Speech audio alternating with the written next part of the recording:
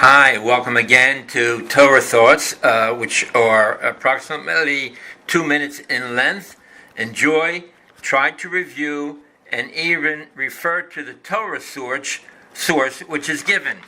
Let's speak about anti-Semitism, and the world is so concerned about this problem that keeps on going on no matter what the Jewish people do. And unfortunately, instead of setting up chairs in colleges to study the situation, all one has to do is to go to the Torah, to the Chumash, the 5 books of Moses. In the 5th book of Devarim, chapter 28, verse 9, in Deuteronomy, it says that walk in my ways and all the nations shall fear you.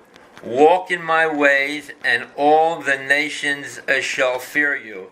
Do the commandments and all the nations will have awe and fear of you. And also in Psalm number 81, which we read on Thursday, which David wrote. The Psalms consist of 150 in total, most of them written by David. And Psalm number 81 says, all one has to do is to rid the Jewish people of their enemies, is to walk in the ways of God and keep the commandments which we have agreed upon by the Jewish people. And you say, well, I wasn't there. Well, look at Deuteronomy chapter 29:13, and it says over there that those who are here and listening to the covenant and those that are future generations that are not here are responsible. Thank you.